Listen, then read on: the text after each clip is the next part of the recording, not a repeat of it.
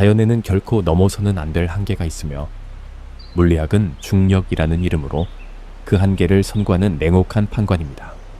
규칙은 간단합니다. 날고 싶다면 가벼워야 합니다. 무장한 거인이 되고 싶다면 두 다리를 땅에 굳건히 딛고 서야 합니다. 길이는 날 수 없고 북극 꿈은 구름 사이를 활공할 수 없습니다. 그것이 바로 자연의 법칙이죠. 약 6,600만 년 전 고대 유럽에 고립된 섬 한가운데에서 진화는 스스로의 규칙을 깨뜨리며 중력을 비웃고 우리가 알고 있던 공기역학에 모든 상식을 무너뜨리는 생명체를 탄생시켰습니다. 티라노사우루스 렉스도 그 거대한 기가노토사우루스도 이제 잊으십시오. 백악기의 진정한 공포는 땅을 울리는 발소리가 아니라 태양 위를 스쳐 지나가는 그림자에서 시작되었습니다. 그 거대한 몸집이 착륙하자 땅이 흔들렸고 날개를 접고 곧게 서자 성체 길인 만큼이나 높았습니다. 그것의 차가운 눈은 현대 건물 2층 창문의 높이에서 안을 응시했는데요. 그 두껍고 근육질의 목에는 자동차보다 길고 길이 3m에 달하는 두개골이 달려 있었으며 그 입은 성인 남성을 씹지도 않고 통째로 삼킬 수 있을 만큼 넓었습니다. 이것이 바로 하체고프테릭스입니다. 새도 공룡도 아닌 익룡의 혈통이 만들어낸 가장 잔혹한 악몽입니다. 만약 여러분이 날씬한 체구와 날개, 너비로 유명한 북방우의 스타 케찰코아틀루스에 대해 들어보셨다면 주의하십시오. 하체고프테릭스는 그 사촌보다 더 어둡고 더 야수적이며 더 폭력적인 버전입니다. 케찰코아틀루스가 물고기와 작은 도마뱀을 잡는 데 특화된 우아한 글라이더에 비유된다면 하체고프테릭스는 지상 학살을 위해 설계된 중폭격기입니다. 그것의 존재는 그 자체로 역설입니다. 무게가 거의 300kg에 달하고 F-16 전투기만큼 넓은 10에서 12m의 날개 폭을 가진 생명체가 어떻게 이륙조차 할 수 있었겠습니까?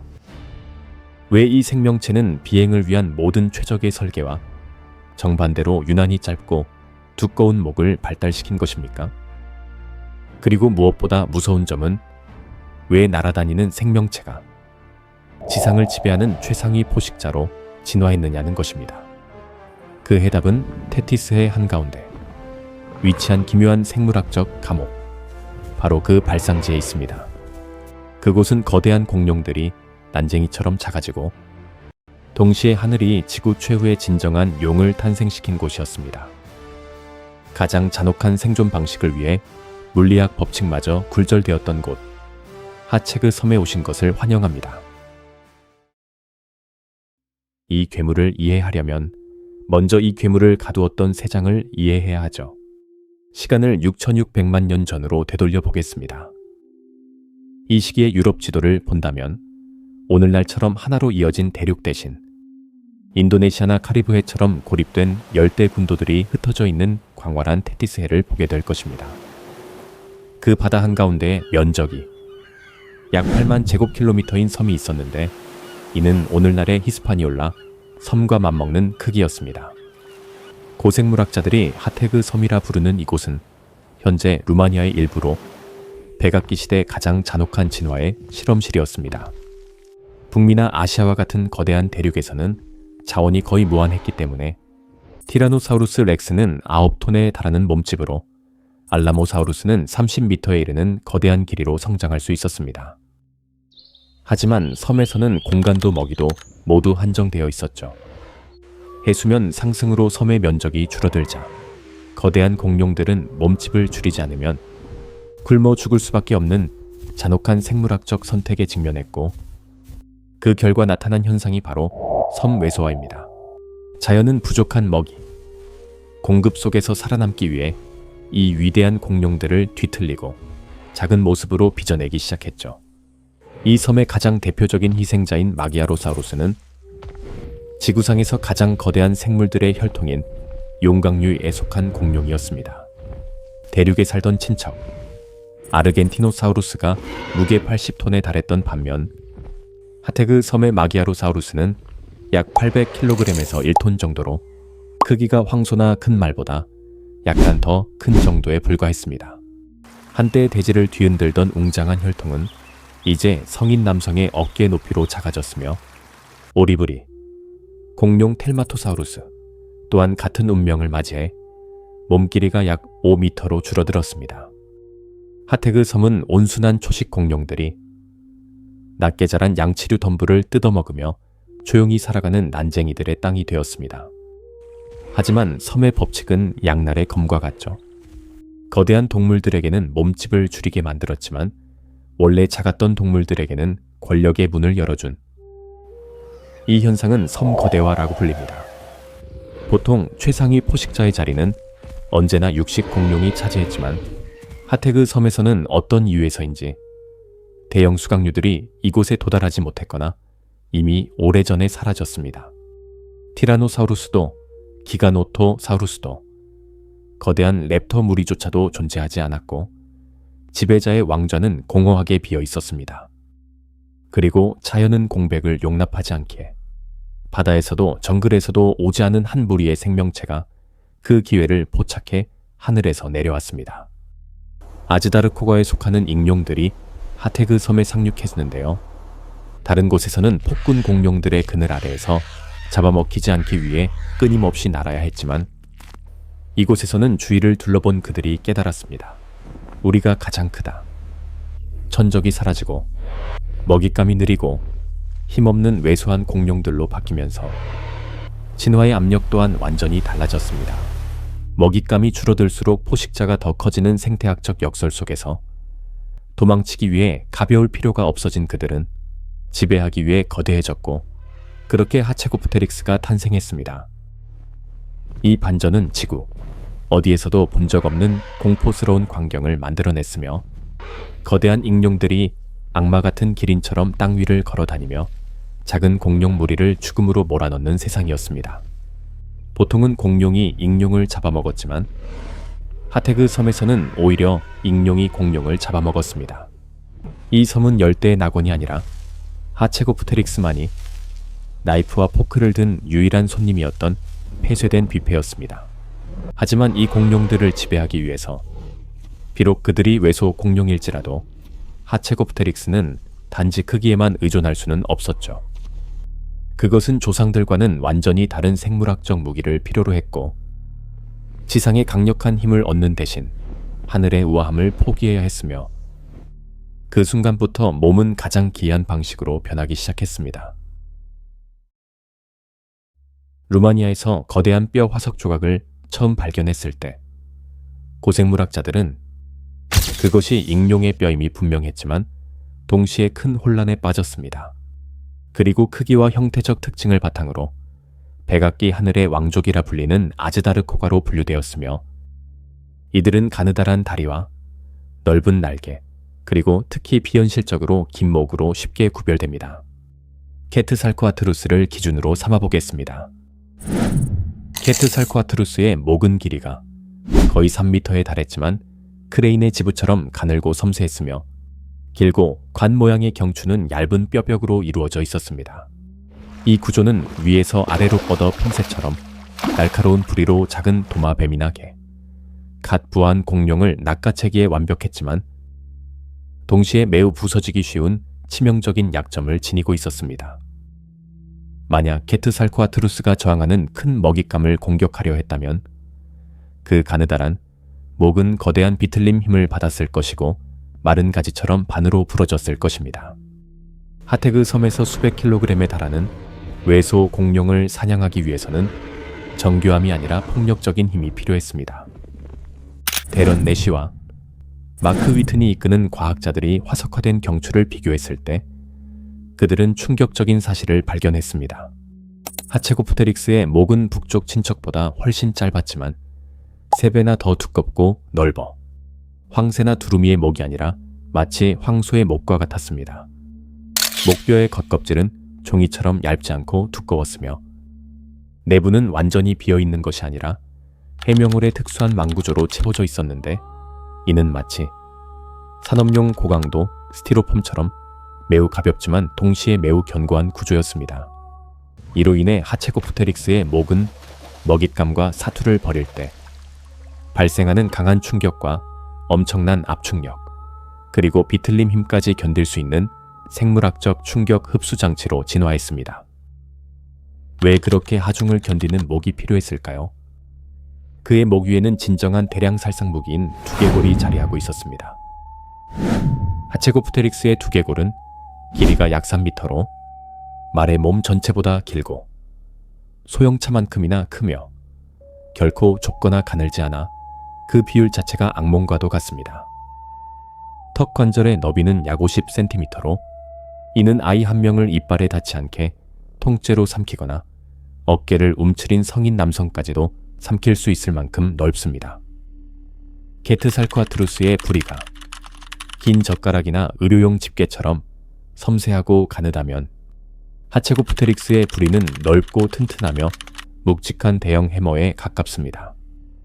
지구 역사상 공룡이든 포유류든 어떤 생물도 몸에 비해 이렇게 거대한 머리를 가진 적이 없을 만큼 그 머리와 몸의 비율은 독보적입니다.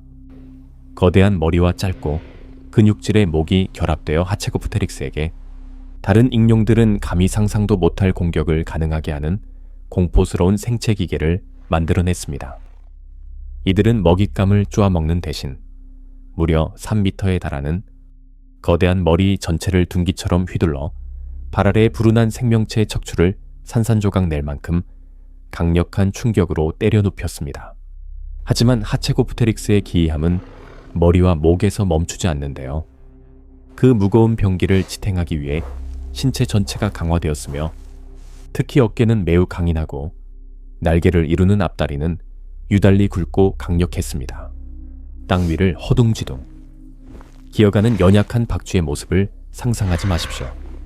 하체고프테릭스가 걸을 때는 마치 죽지를 짚고 걷는 괴물 같았으나 그 4개의 죽지는 강철로 만들어져 있었습니다. 게찰코아틀루스가 긴 날개와 가는 몸으로 높이 날아 사체를 찾아다니는 유. 이 정찰기라면 하체고프테릭스는 장갑을 두르고 중무장한 채 낮게 비행하며 타격을 준비하는 A-10 워트호그 공격기에 비유할 수 있습니다. 하지만 바로 이러한 근육과 뼈의 업그레이드가 물리학자들을 골머리 썩게 만드는 중대한 질문으로 이어졌습니다. 자동차만 한 머리와 밀도 높은 해명홀 구조의 목, 그리고 거대한 근육량으로 인해 하체고프테릭스의 무게는 최대 250kg, 심지어 300kg에 달하는 것으로 추정됩니다. 20세기의 고전적인 공기역학 모델에 따르면 하체고프테릭스는 날갯짓으로 비행할 수 있는 최대 한계, 약 40kg보다 무려 6에서 7배나 더 무거운 생물이었습니다. 이론상 이들은 걸어다니는 벽돌이었으며 땅에 붙어 있어야만 했죠. 어떻게 이렇게 무거운 괴물이 2km의 활주로나 제트 엔진 없이 이륙할 수 있었을까요? 정답은 날개가 아니라 우리가 사지도약이라 부르는 생물학적 폭발력에 있습니다. 이제 우리가 불가능의 물리학에 대해 이야기할 시간입니다. 오랫동안 과학자들은 하체고프테릭스의 골격을 분석한 끝에 20세기 물리학에 근거하여 이 동물은 날 수 없다고 단호히 결론지었습니다. 당시의 공기역학 모델은 동력 비행이 가능한 생물의 최대 한계가 약 40kg에서 70kg 사이라고 시사했습니다. 그 수치를 초과하면 근육이 중력을 극복할 만큼의 양력을 발생시킬 충분한 힘을 낼 수 없지만 하체고프테릭스는 그 수치를 비웃었습니다. 현대의 추정에 따르면 날개 폭이 10에서 12m에 이르고 키가 5m인 근육질에 이 생물은 최소 250kg에 달했으며 마크 위튼의 보다 대담한 모델은 그 무게를 300kg까지 추정했습니다. 시각화해보자면 이것은 성체 수컷 벵골, 호랑이 한 마리 혹은 성인 남성 3명을 합친 것과 같은 무게입니다. 어떻게 호랑이를 하늘로 던져놓고 날라고 말할 수 있겠습니까? 만약 이 동물이 비행기나 알바트로스처럼 이륙 활주가 필요했다면 1km 길이의 활주로와 강력한 맞바람이 필요했을 것입니다. 그러나 하체고프테릭스는 활주로도 없고 일정한 강풍도 불지 않는 숲과 습지에 살았습니다. 그렇다면 어떻게 이륙했을까요? 그 답은 백악기.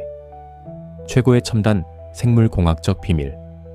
2가지인 초경량 소재와 사지도약에 있습니다. 먼저 재료에 대해 이야기해 보겠습니다. 하체고프테릭스의 뼈는 우리처럼 단단한 뼈가 아니라 공기 보강 콘크리트처럼 만들어져 있었으며 믿을 수 없을 만큼 속이 비어 있고 다리와 팔뼈의 벽이 몇 밀리미터에 불과할 정도로 얇았습니다. 만약 여러분이 익룡의 뼈를 들어본다면 그것이 거품처럼 가볍다는 것을 알게 될 것입니다.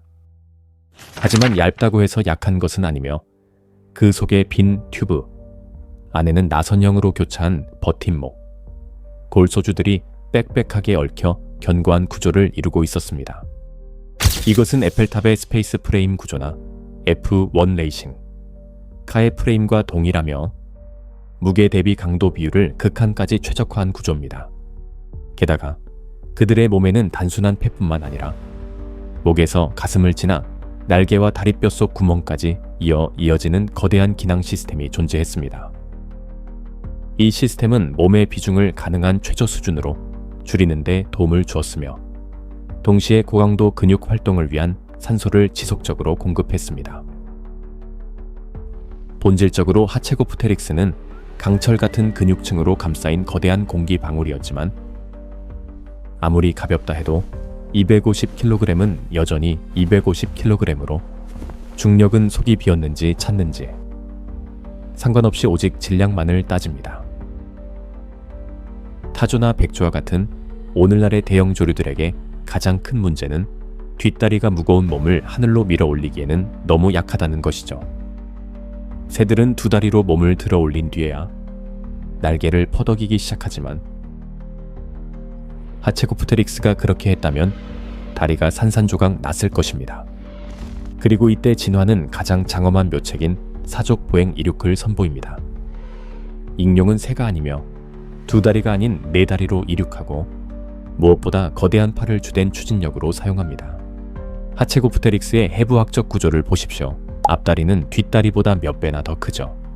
어깨와 팔의 전체 근육의 60%가 집중되어 있어 마치 헐크의 팔과 보통 사람의 다리를 가진 체조 선수를 보는 듯합니다. 이륙 메커니즘은 다음과 같이 작동합니다. 하체고프테릭스는 몸을 웅크리고 무게 중심을 앞으로 옮긴 뒤 손목 관절에 의지해 거대한 스프링처럼 온몸을 압축했다가 그 힘을 폭발시켜 도약합니다.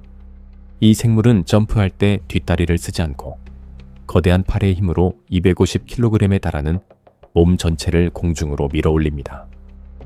이륙 가속도가 워낙 놀라워 단 한 번의 동작으로 동물을 2에서 3m 높이로 솟구치게 하고 1초도 안 되어 시속 60km에 도달한 뒤 중력이 다시 끌어내리기 전에 길이 12m의 날개가 펼쳐집니다. 단 한 번의 강력한 날개짓으로 하늘을 지배하는 그것은 활주로나 이륙을 위한 달리기조차 필요 없이 적들에게 둘러싸인 상황에서도 정지 상태에서 수직으로 솟아오르는 진정한 생물학적 헬리콥터입니다. 일단 공중에 떠오르면 하체고프테릭스는 사람들이 한때 생각했던 것처럼 종이연 같은 수동적인 글라이더가 아니었습니다. 그의 날개막은 단순한 죽은 피부가 아니라 액티노피브릴이라 불리는 미세한 근육 섬유로 가득 찬 복잡한 감각기관으로 이 섬유들이 서로 교차하며 날개의 형태를 자유자재로 바꿀 수 있게 해주었습니다. 그것은 상승 기류를 이용해 에너지를 효율적으로 절약하면서 몇 시간 동안 자신의 영역을 순찰할 수 있었고 필요할 때는 강력한 날갯짓으로 추격이나 기동을 하며 최대 시속 100km에 이르는 순항 속도에 도달했습니다. 그 장면을 상상해 보십시오. 건물만큼 거대한 괴수가 지상에 우뚝 서 있다가 눈 깜짝할 사이에 공기를 가르는 굉음과 함께 하늘로 솟구쳐 오릅니다. 이것은 자연이 무언가를 날개하고자 할 때 물리학조차 길을 비켜주어야 한다는 가장 설득력 있는 증거이죠.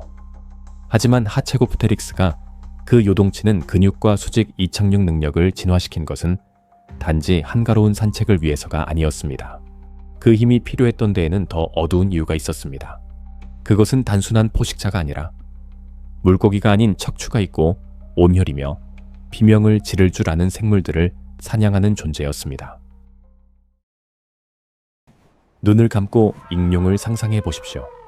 거대한 갈매기처럼 긴 부리로 파도를 스치며 물고기를 잡기 위해 바다 위를 부드럽게 활공하는 모습을 떠올리고 계십니까?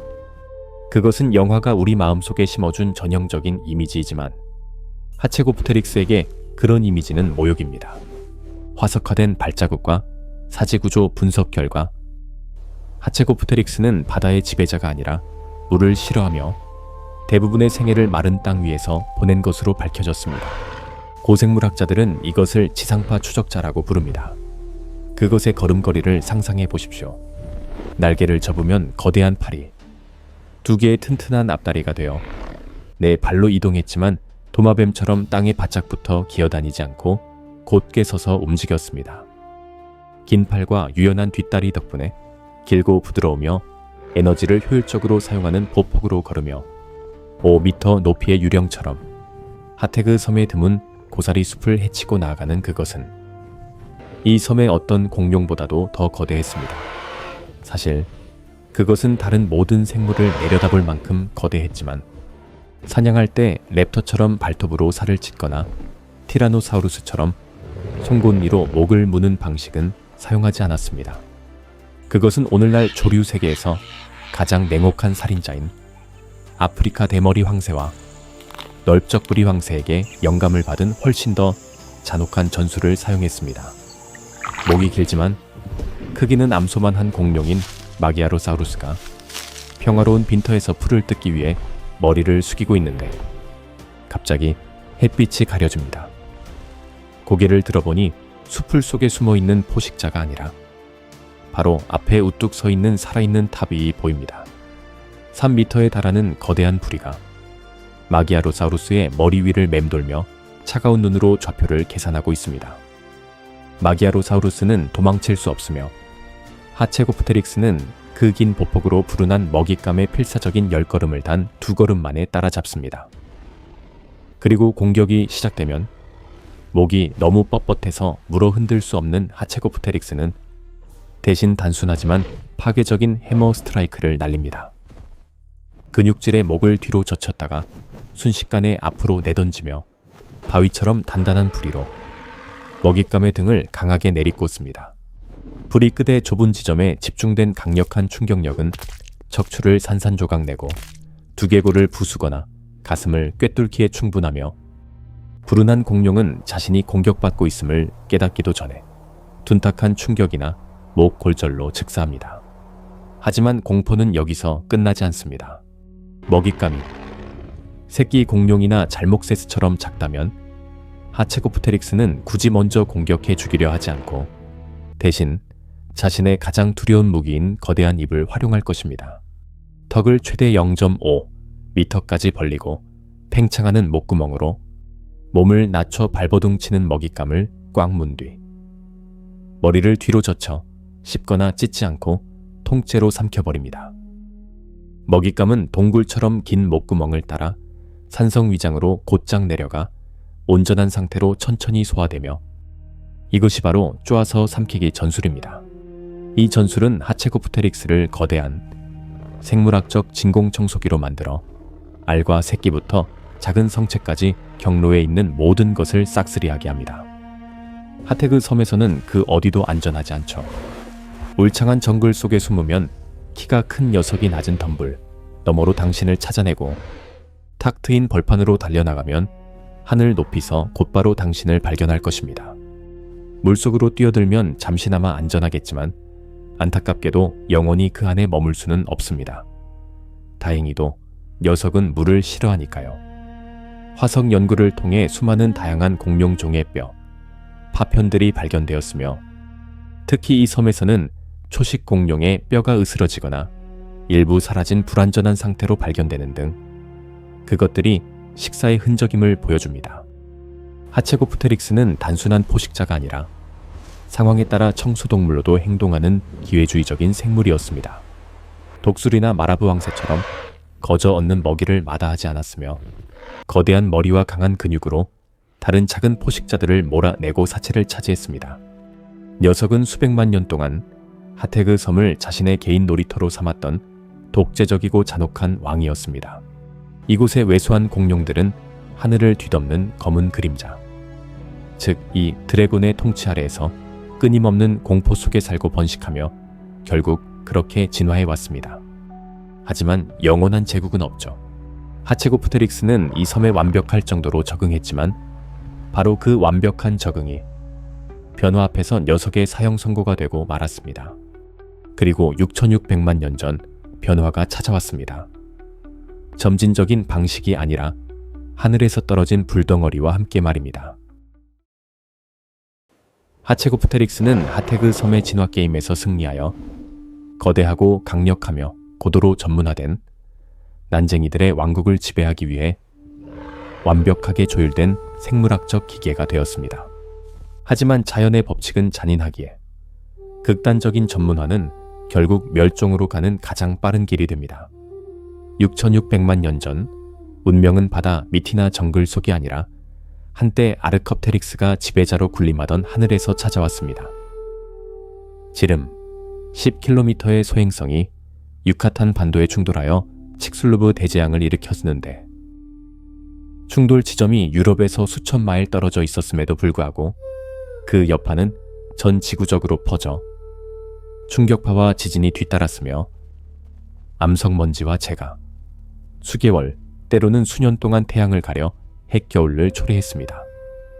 하테그와 같이 작고 고립된 섬에게 그 충격은 즉각적이고 파괴적이었죠. 햇빛이 사라지면서 식물들이 죽어가자 섬의 주요 먹이원이 사라진 난쟁이 공룡 마기아로사우루스와 텔마토사우루스가 굶주림으로 떼죽음을 당하기 시작했습니다.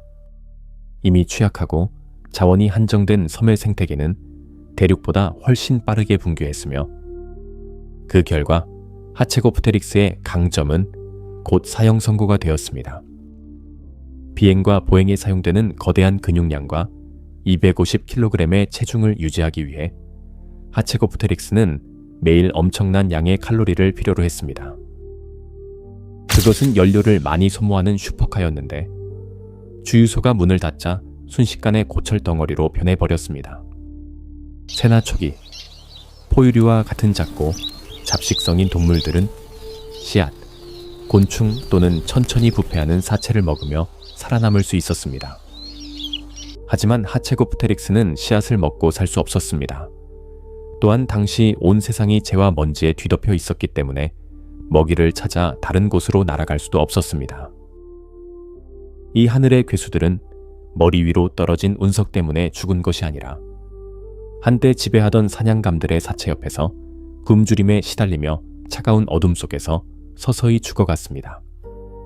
KPG 대멸종은 하체고프테릭스뿐만 아니라 익룡 계통 전체를 완전히 멸종시킨 사건이었습니다. 마지막 하체고프테릭스가 그 황량한 섬에서 숨을 거두는 순간 그것은 하늘의 한계라는 거대한 비밀을 무덤까지 함께 가져갔습니다. 그 후 6,600만 년 동안 지구는 다시 태어나 새들이 하늘을 정복했지만 자연은 그때처럼 거대한 비행 생물을 다시는 만들어내지 않았습니다.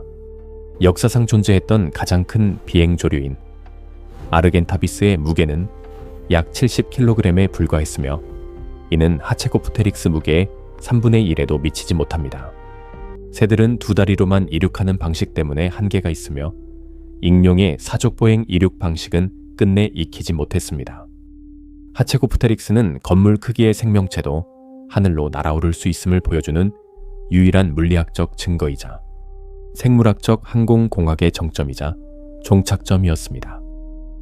우리는 그들이 사라진 것을 다행으로 여겨야 하죠. 만약 하체고프테릭스가 오늘날까지 존재했다면 인류는 분명 먹이사슬의 정점에 있지 못했을 것이기 때문입니다.